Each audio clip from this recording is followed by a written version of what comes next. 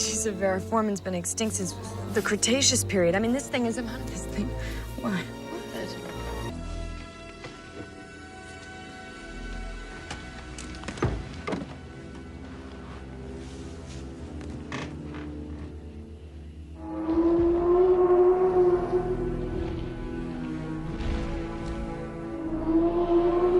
Hello!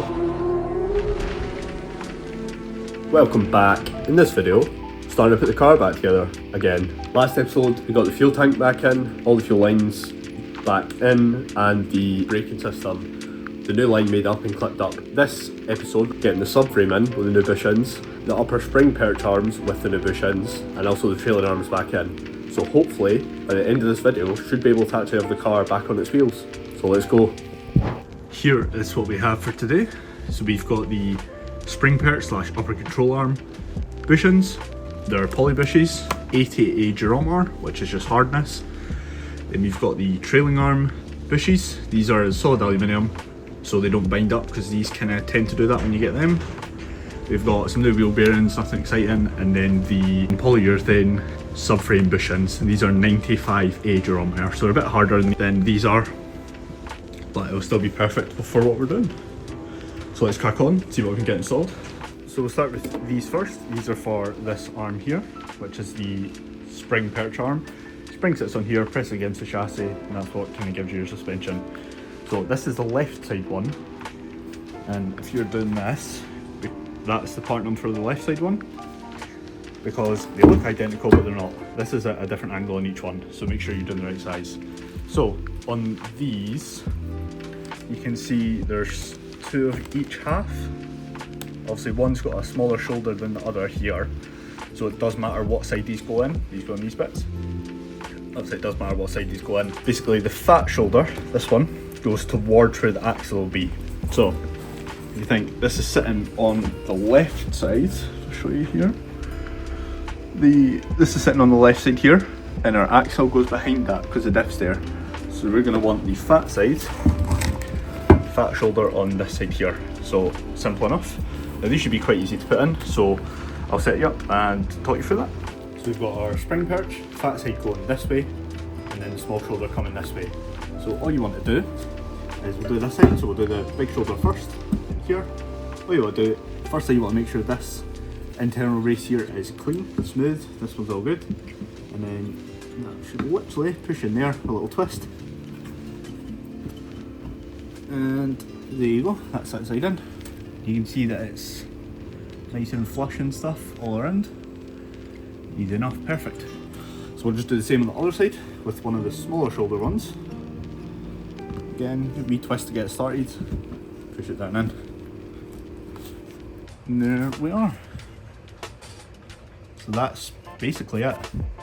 So much easier than taking them out, as I'm sure you remember if you've seen my first or second video, I don't remember. So once we've got that in, all we're going to do is open our little bag. These are the internal races. This is what the bolt goes through, as you can see. So all we're doing there is getting this, and then basically just pushing it in there, and that should go in nice and easy. Say nice and easy, you may need a mallet, but that's that. You can see that started there. So just go with the mallet. Don't need to be hard, just little bits. So that seems to be bulging the bushing out. So what I'm going to do, I'm going to take this back out, put a little bit of lube or assembly grease or something on it, and it should hopefully just slide right in now. There we go, put a little bit of WD-40 on it. So we're just going to massage it in with the mallet. You can use a metal one like this, but you really don't want to risk damaging this bit, so we're just going to stick with the rubber mallet and just, yeah.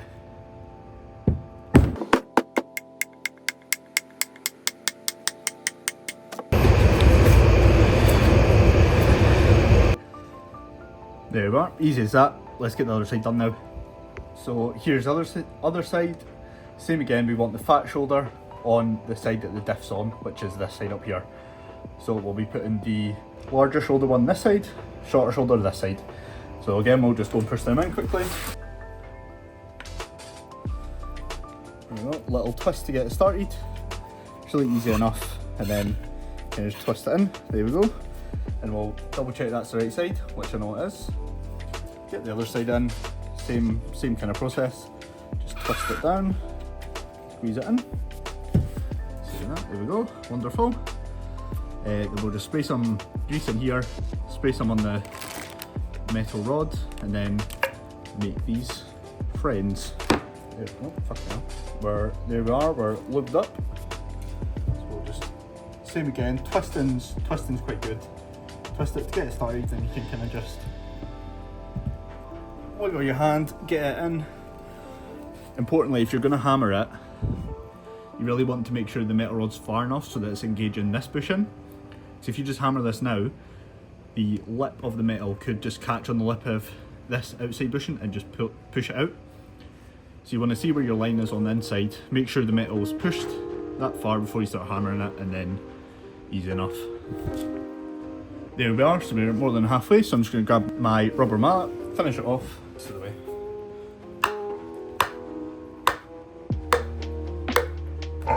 With the metal one just to make sure it's seated. Perfect, there we go. And easy as that, we've got both of these installed. Now how much easier was that than taking them out? So we'll set these to the side and we'll put the subframe bushings in, and then we'll join these two bits. Here is our subframe. If you didn't see me restore this, make sure to check out the full E46 series, because there's a lot of stuff stripping this down, restoring it and all that. Have a look in the episode called Restore, and you'll see us to restore the subframe, or the diff carrier if you will, the trailing arms here, this front bracket, and then spring perches that I just shown you putting the bushes into. So for the rear subframe, we've got 4 main ones. We have our front 2, and of course we have our rear 2 as well. So the rear ones look the same, but I'm going to double check that, i.e. they can go in that way, or you might have to flip them and put them in that way. Double check that. The front ones, however, you can clearly see are asymmetric. That's just fallen, oh well. So you can see it's kind of got this indent in the top here, or the bottom, indent on one side and completely smooth on the other side. So I'm going to just check with the supplier and make sure kind of which way these go in. So we'll double check that, and then we'll get on to installing them. They also come with their own little lube. There you are, shout out PSB, PS Bushings. And we'll also be sticking this on the metal pin that's going through, because these are a bit harder, so they could be a bit more tricky to get in. But we'll come to that when we tackle it. So I'm going to do some research and we'll stick these in. This is one of the rear ones. These are completely symmetrical, so it doesn't matter if this goes in the top or if this goes in the bottom, they're the same. So, easy enough. So I've just flipped it around. Make sure you give this a good clean out, and just use a wire brush, that should be good enough. So to start, we're going to get our lube open. Just make sure nobody comes at the end. There we are. Squeeze a little bit out. So all we're going to do is just run our finger around the edge of the actual race here, the subframe, sorry, with some of this.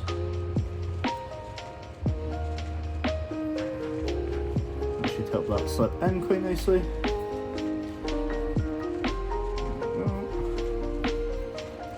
And same on the bottom.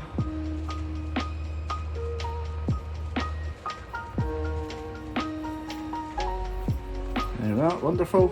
Set that to the side. I'm going to twist the motion to try and get that seated in. These are a bit more difficult than the spring perches because the actual bushing material is more solid, so it deforms less as you try to push it in. But it will go in anyway. Just need to fiddle about with it a little bit.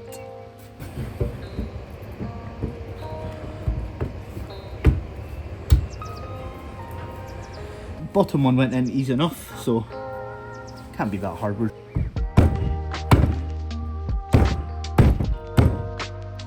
we are. May need to use a little bit of persuasion as you saw there, but that's them in. Nice and flat against each other. Yep. So again, all we're going to do, grab our lube that they've provided, get a little bit on your finger, and just put it inside of this. Tend to just put it on the top half of this, or the side that you're pushing the metal race through, and then with the rest of it just put it all over this. And that should help that glide in. Once again, sticking it from the top, what we're going to do is just a little twist. Twist as we push down.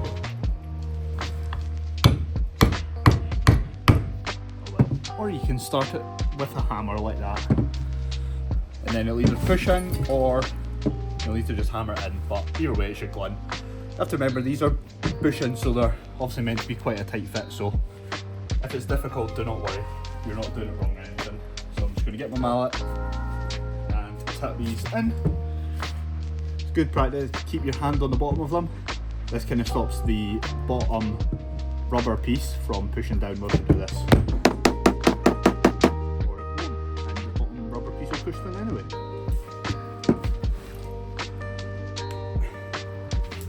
There we go. Bring it back up.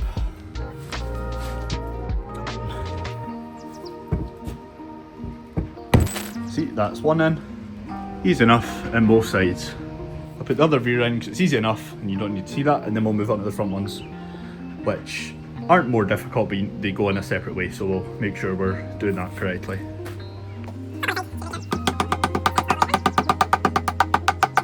So I wasn't actually recording, but premise on the front are the same. We've got this bushing and they're not the same. So this side, the flat end, goes towards the top of the car, i.e. the sky, and this looks towards the bottom, so the one with the little concave in it. So all I've done is put them in here, bottom one with the kind of concave in it, flat one on top, and then again just loop everything up, push this in. Now for these ones, because these are a bit harder than the red ones on the upper arms that we did earlier, what you want to do is, as you're hitting this, really make sure the bottom's not pushing out, because if you get this all the way in and the bottom one falls out, you're going to have to take this out to then put that back in. So I'd suggest maybe hit this a few times and then hit from underneath, make sure this is still perfectly seated. So I'm going to do that and I'll be back. And there we have it. So we've got the back two bushings in, polybushed with the metal sleeves in, fantastic. And now the fronts as well. Could come down a little bit, but it's not too much of an issue, same as the other one. It's just ready to go in the car now. So what I'm going to do is stick that in the car, offer that up so it's kind of out the way, we've got some more space.